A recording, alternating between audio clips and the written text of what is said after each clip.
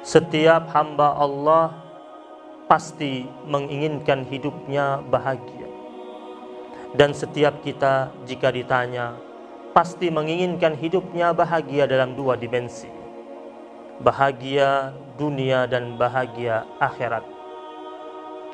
Dalam Al-Quran, Allah subhanahu wa ta'ala mengingatkan kita, Qad aflaha man zakkaha wa qad khaba man dassaha. Sungguh amat sangat beruntung bagi siapa saja dari hamba Allah yang mensucikan jiwanya, memuliakan sukmanya. Wa qad khaba man dassaha. Sungguh amat sangat merugi bagi siapa saja dari hamba Allah yang menistakan dirinya sendiri.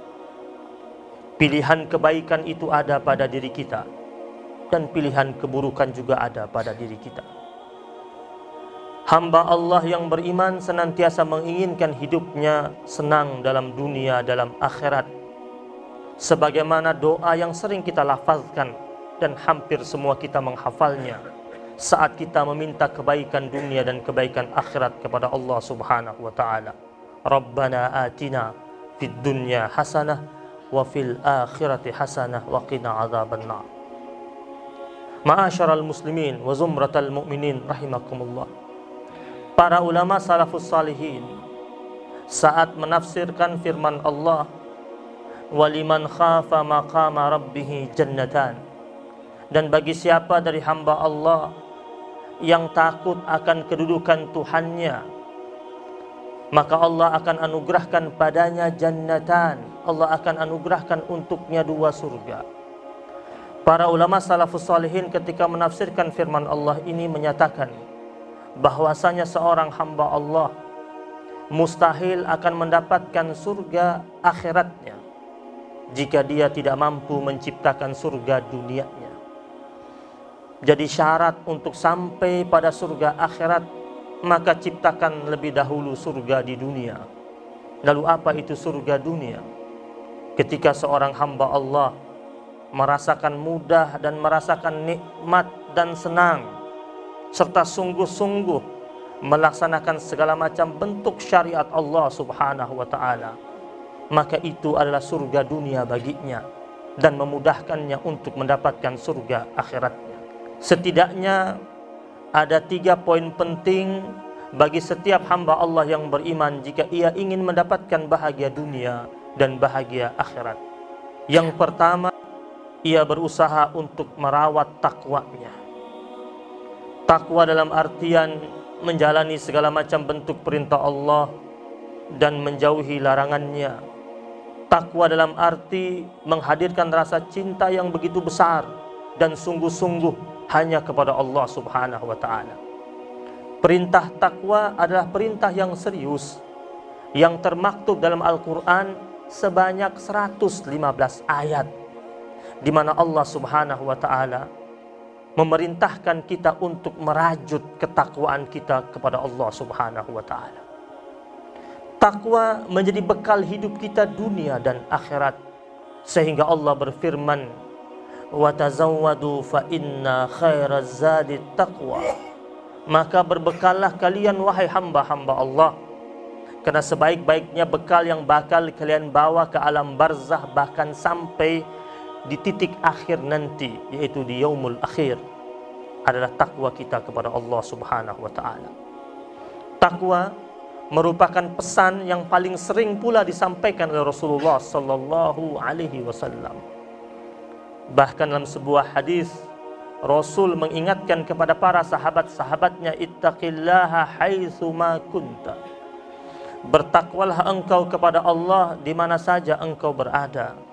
Berarti setiap hamba Allah yang beriman, dalam setiap derap langkahnya, tarikan nafasnya, detakan jantungnya, alam pikirannya, aktivitasnya, semua diiringi dengan nuansa takwa yang sungguh-sungguh kepada Allah subhanahu wa ta'ala.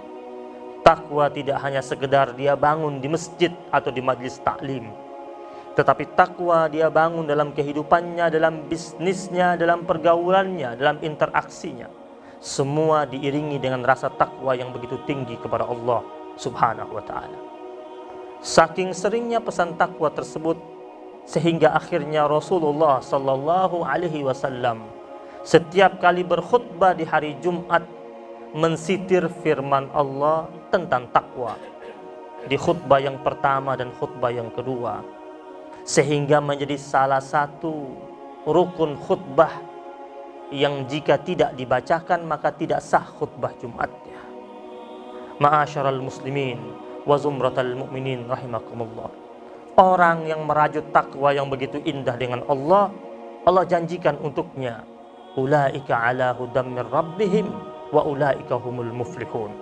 Ia pasti akan mendapatkan mahkota hidayah dari Allah Subhanahu wa ta'ala. Dan yang kedua, Allah akan persembahkan untuknya bahagia dunia dan bahagia akhirat, karena Allah adalah sumber kebahagiaan. Yang kedua, syarat untuk mencapai kebahagiaan dunia dan akhirat, yaitu menghadirkan rasa syukur yang begitu tinggi kepada Allah Subhanahu wa ta'ala. Syukur yang tak bertepi, syukur yang tak ada habis-habisnya, syukur yang menurut Al-Imam Ibn Qayyim, dalam setiap untayan kalimat syukur yang engkau persembahkan kepada Allah masih membutuhkan ungkapan syukur berikutnya. Syukur yang akhirnya menghadirkan kebahagiaan, syukur yang akhirnya Allah cegah kita dari segala macam bentuk bencana, musibah dan ujian. Dalam Al-Quran, redaksi tentang syukur tersebut sebanyak 75 kali, berbanding sama dengan jumlah kata bala, lawan daripada kata syukur. Lalu apa hikmah ilahiyah yang terkandung di dalamnya? Allah tegaskan kepada kita bahwasanya hamba Allah yang pandai bersyukur, maka Allah akan cegah dirinya dari segala macam bentuk bencana, musibah dan ujian. Hal ini Allah tegaskan dalam surat An-Nisa, ma yaf'alullahu bi'azabikum in syakartum wa amantum. Wahai sekalian manusia, Allah Subhanahu wa ta'ala tidak akan pernah memberlakukan azab atas kalian jika kalian mengarungi kehidupan kalian dengan dua hal utama, in syakartum wa amantum, jika kalian banyak bersyukur dan kuat imannya kepada Allah Subhanahu wa ta'ala. Bermakna suatu negeri, suatu kampung, suatu desa, suatu masyarakat, hidup mereka akan dijauhkan dari segala macam bentuk bala, musibah dan ujian jika negeri tersebut diisi oleh hamba-hamba Allah yang banyak syukurnya dan kuat imannya kepada Allah Subhanahu wa ta'ala. Syukur merupakan lambang penghambaan kita kepada Allah Subhanahu wa ta'ala. Washkuru ni'matallahi in kuntum iyyahu ta'budun. Dan bersyukurlah kalian, wahai hamba-hamba Allah, atas nikmat Allah yang telah Allah persembahkan kepada kalian. In kuntum iyyahu ta'budun, jika hanya kepada Dia Allah kalian menyembah.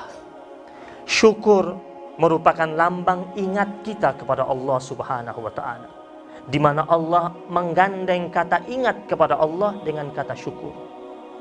Fazkuruni azkurkum washkuruli wala takfurun. Maka ingatlah kalian akan aku pasti ingat kalian. Washkuruli wala takfurun, dan bersyukurlah kalian kepadaku, kata Allah, dan jangan pernah ingkar terhadap nikmat yang telah aku persembahkan kepada kalian. Ma'asyaral muslimin wa zumratal mu'minin rahimakumullah.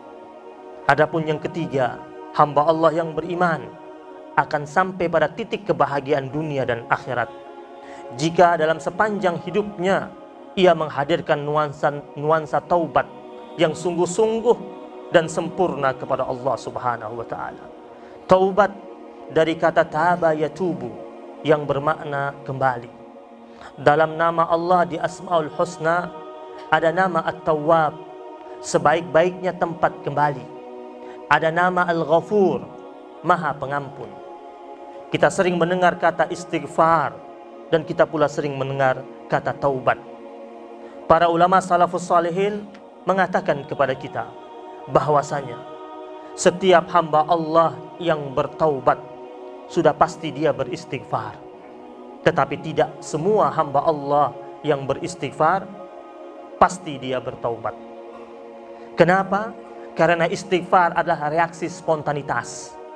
Istighfar tidak memerlukan persyaratan. Adapun taubat memerlukan persyaratan.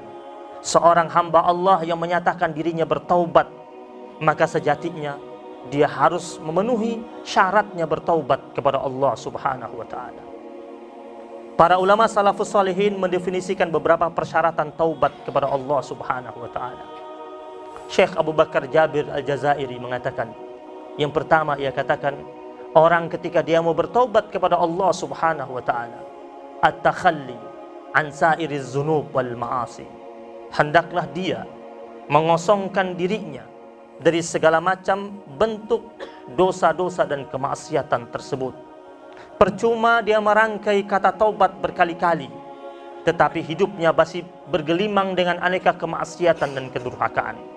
Maka syarat yang pertama, dia lepaskan dirinya dari rangkaian maksiat yang telah dia lakukan.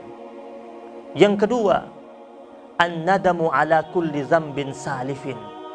Hendaklah dia menyesali terhadap dosa-dosanya yang telah dia lakukan di masa lampau. Ulama mengatakan la taubata illa bin nadamah. Taubat itu tidak akan mungkin tegak berdiri kecuali diisi dengan rasa penyesalan yang begitu dalam di hadapan Allah Subhanahu wa taala. Ini syarat yang kedua. Baru yang ketiga, al-azmu, memiliki azam, memiliki tekad yang begitu kuat, ala adamil audah, untuk tidak mengulangi perbuatan dosa tersebut. Sehingga ketika dia bertaubat, dia pasang tekad yang begitu kuat. Jika dia berada dalam lingkungan yang senantiasa menghantarkannya kepada kemaksiatan dan kedurhakaan, dia tinggalkan lingkungan tersebut. Jika dia berada di satu tempat yang tempat tersebut selalu menggiringnya untuk melakukan aneka keburukan, dia tinggalkan tempat tersebut. Ini bentuk daripada azam tersebut, bentuk dari tekad yang kuat meninggalkan segala macam bentuk maksiat. Lalu berikutnya ditambahkan juga ketika dosanya berkaitan dengan hamba Allah Subhanahu wa taala, maka dia harus meminta kehalalannya dari hamba Allah yang telah dia berbuat salah. Maka tak mengherankan Amirul Mukminin Ali bin Abi Thalib radhiyallahu taala anhu sampai menulis tentang rukun taubat, bahkan sampai 7 poin yang beliau tulis. Salah satunya beliau katakan, mengganti segala macam bentuk kenikmatan engkau bermaksiat dengan kenikmatan engkau beribadah kepada Allah Subhanahu wa taala. Jika ada makanan yang engkau konsumsi dan makanan tersebut mengandung sesuatu yang haram dan syubhat, kemudian engkau bertaubat kepada Allah, maka hukumlah tubuhmu dengan banyak berpuasa kepada Allah, bila perlu sampai mengkuruskan badanmu. Inilah yang disampaikan oleh Ali bin Abi Thalib radhiyallahu taala anhu sebagai salah satu rukun atau syarat untuk bertobat dan menunjukkan keseriusan kita hendak kembali kepada Allah Subhanahu wa taala. Ma'asyaral muslimin wa zumratal mu'minin rahimakumullah. Mereka yang bertaubat, salah satunya Allah janjikan kebahagiaan dalam hidupnya. Wa tubu ilallahi jami'a ayyuhal mu'minun la'allakum tuflihun. Dan bertaubatlah kalian kepada Allah semuanya, wahai hamba-hamba Allah yang beriman, agar kalian mendapatkan kebahagiaan demi kebahagiaan dari Allah Subhanahu wa taala. Ma'asyaral muslimin wa zumratal mu'minin rahimakumullah. Inilah 3 poin utama yang patut sama-sama kita renungkan dalam kehidupan kita saat kita menaungi bahtera kehidupan di atas punggung buminya Allah Subhanahu wa taala, sehingga kita mampu menjadi hamba Allah yang meraih kebahagiaan dunia dan akhirat dengan cara meningkatkan daya takwa kita di hadapan Allah Subhanahu wa taala, meningkatkan rasa syukur kita di hadapan Allah Subhanahu wa taala, dan menghiasi hidup kita dengan senantiasa bertaubat kepada Allah Subhanahu wa taala.